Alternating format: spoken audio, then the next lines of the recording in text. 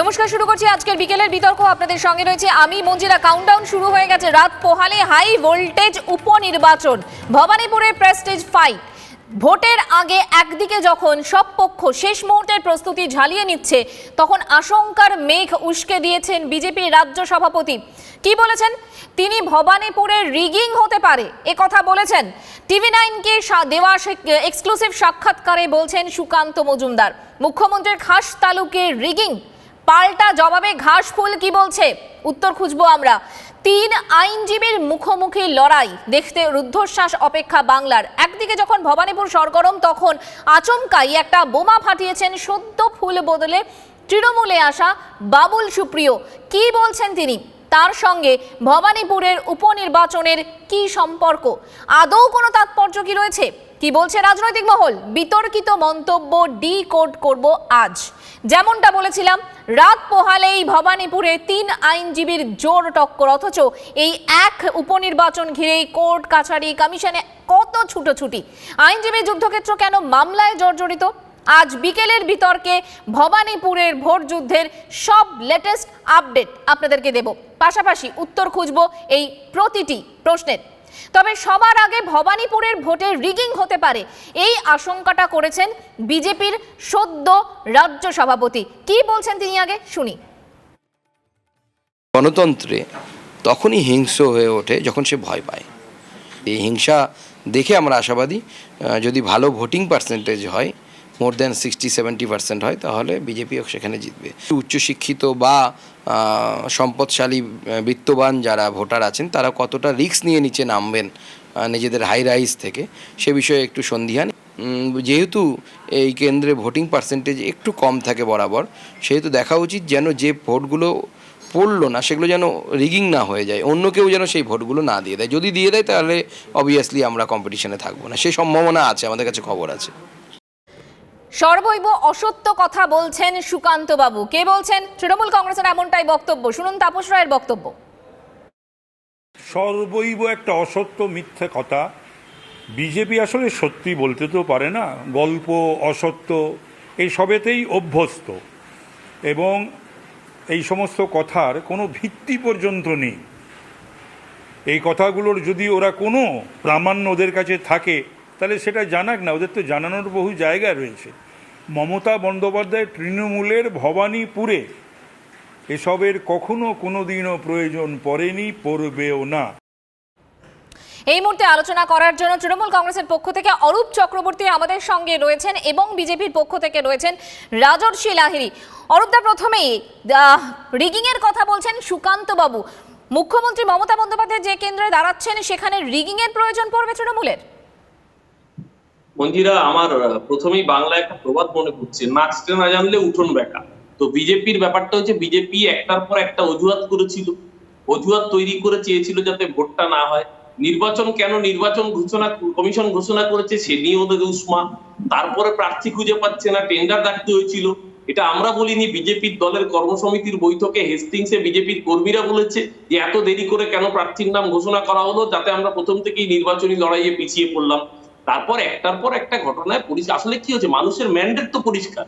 213টা আসনে out of 294 বাংলার মানুষ মমতা ব্যানার্জিকে মুখ্যমন্ত্রী দেখতে চেয়েই ভোট দিয়েছে।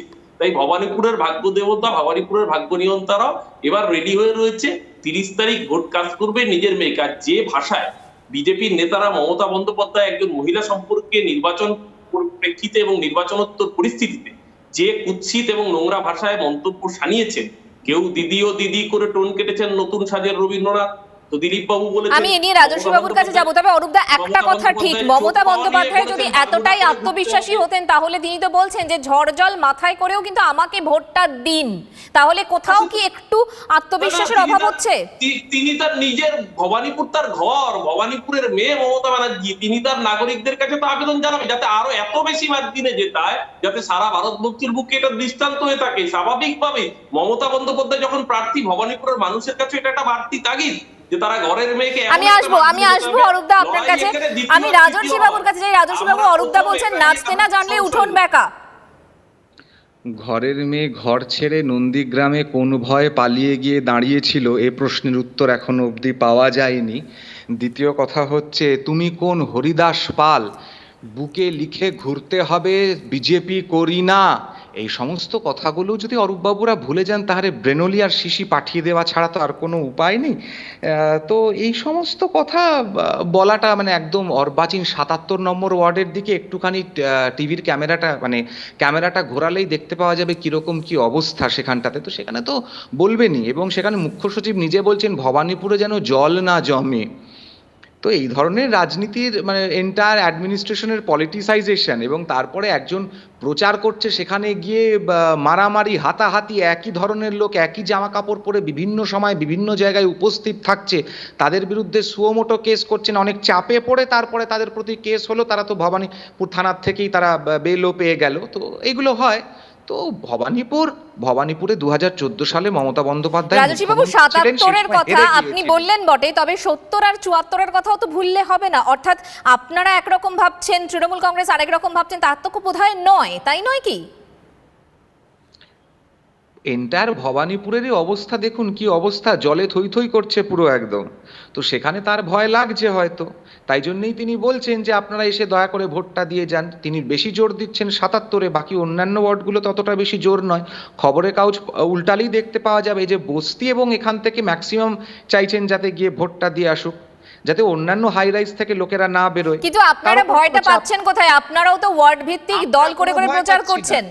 আমরা একদমই ভয় পাচ্ছি না। আমরা রাজনৈতিক দল, আমরা ভয় পাবো কেন? প্রথম কথা। আর দ্বিতীয় কথা, অরূপবাবুর একটা কথা বলে দিই, বিজেপি একটা রেজিমেন্টেড পার্টি, বিজেপি কোনো একটি ব্যক্তির পার্টি তো নয়। তো তাই জন্য যে কোনো পার্টিরই, আজকে তৃণমূল কংগ্রেস যে কংগ্রেস থেকে বেরিয়ে গিয়ে তৃণমূল কংগ্রেস হয়েছে, মমতা বন্দ্যোপাধ্যায় যখন এই কংগ্রেসের নেত্রী ছিলেন তখন উইথড্র করার দুদিন আগে কংগ্রেসের থেকে সিম্বলটা কাকে দেওয়া হলো সেই চিঠিটা আসতো। পরবর্তীকালে ইলেকশন কমিশন সেই নিয়মটাকে বদল করে।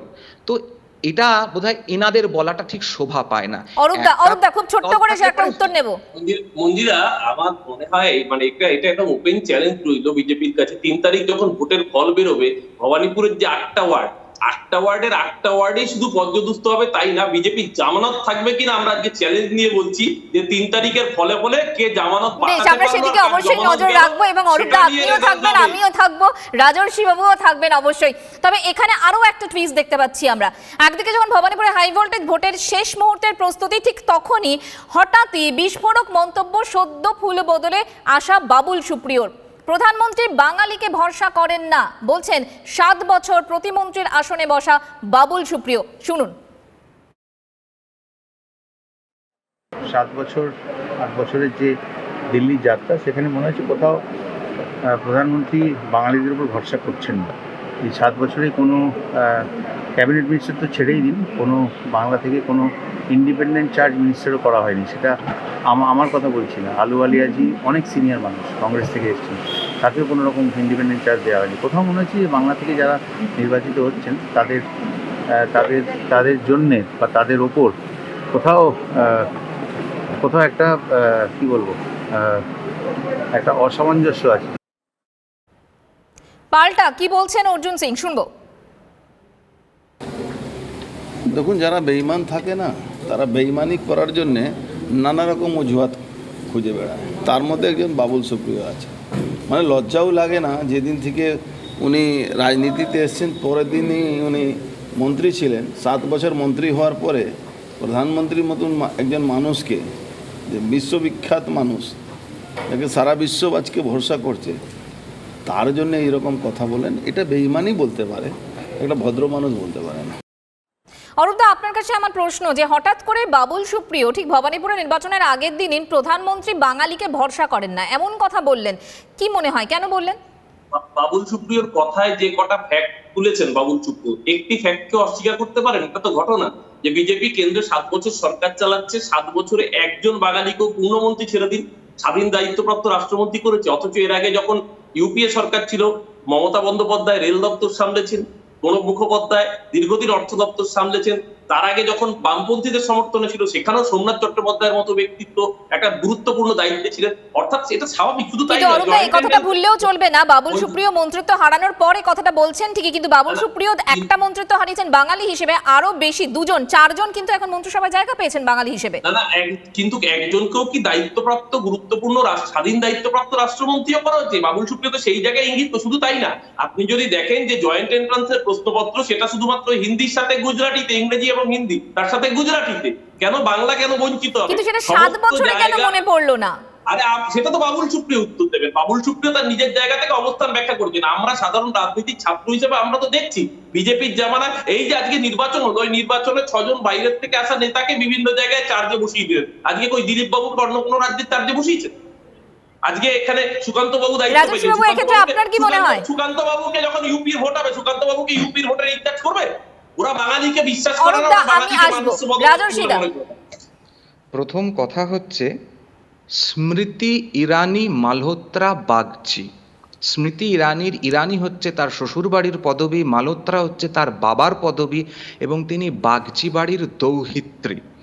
তো যিনি শাখা সিঁদুর পরে সীতারাম ইয়েচুরির সঙ্গে পার্লামেন্টে বাংলা ভাষায় দাঁড়িয়ে কথা বলেন এবং বাংলায় ডিবেট করতে সক্ষম হন, বাংলার দৌহিত্রী। তো ইনাকে বাঙালি বলা চলবে কি চলবে না আমি জানি না। দ্বিতীয় কথা হচ্ছে বাবুল সুপ্রিয় 7 বছর ধরে মন্ত্রী ছিলেন। তো 7 বছরে বাবুলদার এই কথাটা মনে পড়েনি। উনার একাধিক মন্ত্রণালয় উনি ঘুরেছেন, সদ্য ফুল বদল করেছেন, তাকে বলতে বলা হয়েছে। কিন্তু তাই জন্য তিনি রাজস্বীদা, বলেছেন, আজকে বাবুল আমি শেষ সুপ্রিয়র করে দিই, বিরুদ্ধে আমি শেষ আপনারা করে দিই। বলছেন, এতদিন তো না, আমি আপনাদের বাবুল প্রধানমন্ত্রীর সুপ্রিয় না, ঘনিষ্ঠ আমি তো ছিল বাবুলদার বলেই বিরুদ্ধে জানা যেত। বলছি না। আমি বাবুলদার বিরুদ্ধে বলছি না, বাবুলদা নতুন দল করেছেন, নতুন দলে জয়েন করেছেন, চাপে পড়ে উনাকে এখন বলতে হচ্ছে। কিন্তু ভেতরের খবর তো আমরা যতদূর শুনতে পাচ্ছি, উনি তো অলরেডি কান্নাকাটি করছেন যে এখানে তো তাও নৈবেদ্যের সন্দেশ হয়েছিলাম, এখানে তো একেবারে দুধ ছাই অবস্থা। তো উনি কতদিন তৃণমূলে থাকেন আগে সেইটা দেখা যাক। আর দ্বিতীয় কথা হচ্ছে ইউনাইটেড নেশনসে দাঁড়িয়ে প্রধানমন্ত্রী রবীন্দ্রনাথকে উদ্ধৃত করছেন, সেখানে কখনো বাঙালি বিরোধী প্রধানমন্ত্রী নয়। ত্রিপুরাতে প্রথমবার প্রতিমা ভৌমিক ত্রিপুরার থেকে একজন বাঙালি, তিনি কেন্দ্রীয় মন্ত্রকের মধ্যে গিয়েছেন, এটাকেও মনে রাখতে হবে। আর বাংলায় জয়েন্ট এন্ট্রেন্সের প্রশ্নপত্র, এই যে এত মিথ্যাচার ছাড়া তৃণমূল যে আর চলে না, এটাই হচ্ছে তার প্রমাণ যে গুজরাট অ্যাপ্লাই করেছিল, বাংলাকে কিন্তু বলা হয়েছিল, কিন্তু পশ্চিমবঙ্গ সরকার কিন্তু কোনো কিছু জানায়নি, বলেনি। অরূপদা, মিথ্যাচার করছে তৃণমূল কংগ্রেস। আসবো রাজস্বীদা। হয়নি মঞ্জিরা, আসলে বিজেপির রক্তে রয়েছে মিথ্যাচার। বাঙালিকে কত রকম বঞ্চনা করা যায় তার সর্বশেষ উদাহরণ হচ্ছে রোমে যখন মমতা বন্দ্যোপাধ্যায়কে আমন্ত্রণ জানানো হয়, তখন নরেন্দ্র মোদীর গাত্র দেওয়া হয় যে কেন মমতা বন্দ্যোপাধ্যায় বক্তৃতা দিতে যাবে। বক্তৃতা দিতে গেলে এবং রবীন্দ্রনাথকে আবৃত্তি করে যা করেছেন, চোলায় আর দয়া করে করবেন না। রবীন্দ্রনাথকে এত বড় অসম্মান। আসলে বাঙালি হতে গেলে শুধু বাংলা 2 লাইন বলতে পারলেই বাঙালি হয় না। বাঙালি আপনার একটা সংস্কৃতি, সেটা কৃষ্টির ফসল, সেটা সংস্কৃতির ফসল। যে সংস্কৃতি দিলীপ ঘোষকে বলায় যে আজকে একজন আদিবাসীর মূর্তিতে মালা দিয়েছে বলে ওই মূর্তিটাই আজকে থেকে শিরোধার্য করতে হবে বিরসা মুন্ডার মূর্তি বলে, সেই সংস্কৃতি বাংলার সংস্কৃতি হতে পারে না।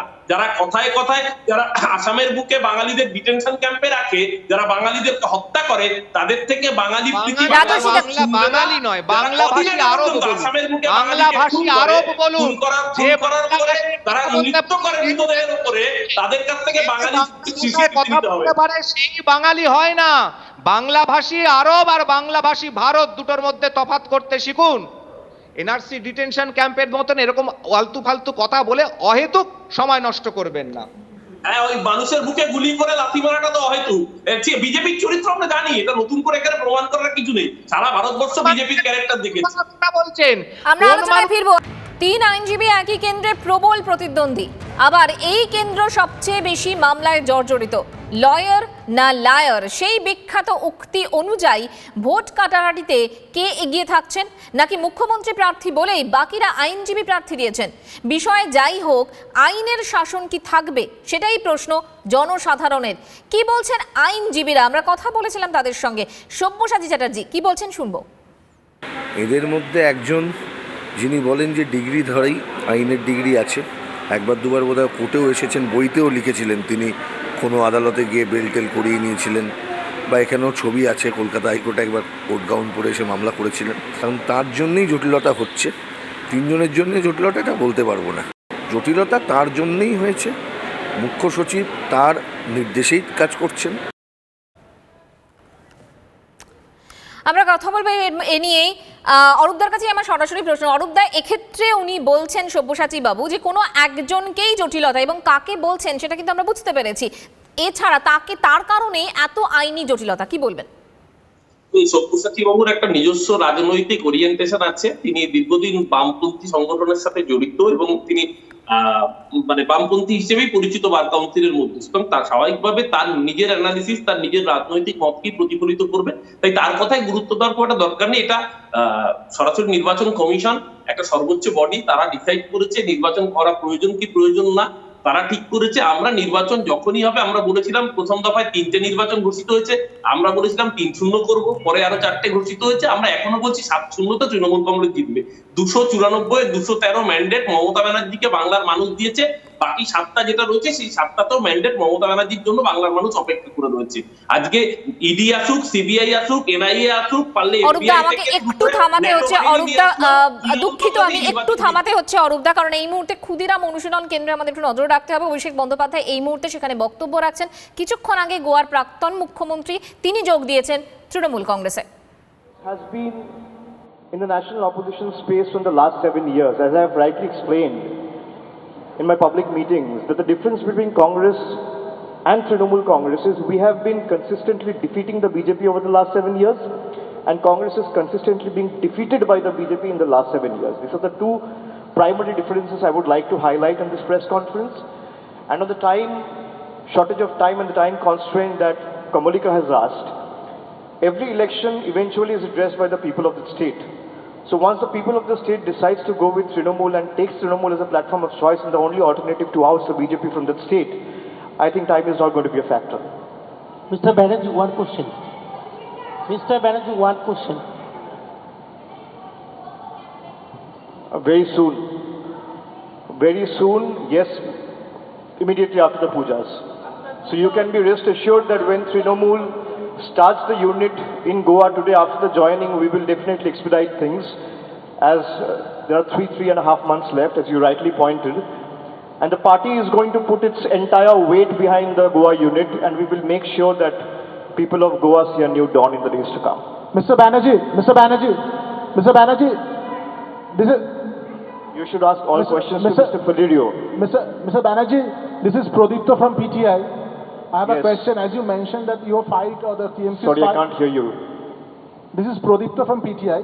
As you mentioned that TMC's fight is not against Congress, but don't you think the utterances made by you and the party supremo is helping the BJP, and it's causing differences of opinion among the opposition? No, I have clarified that. If Congress is not doing anything, we can't be sitting duck and staying idle and looking at things the way it's happening. Congress needs to get out from the armchair and hit the streets. It can't be done by sitting at the comfort of their homes in Delhi. We are not a party that exists only on Twitter and social media.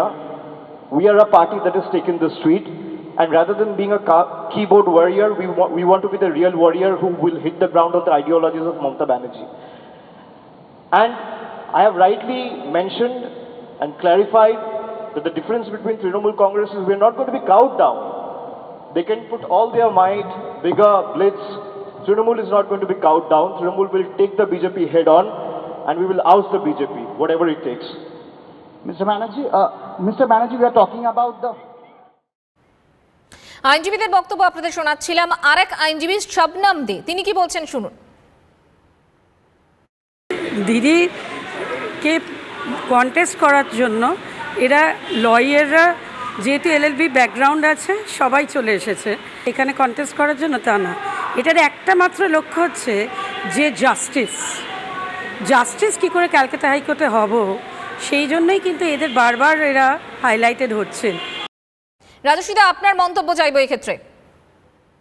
আমি আপনার প্রশ্নটা ঠিক বুঝতে পারিনি, একটু কেটে গিয়েছিল আপনার একদম প্রথম দিকে।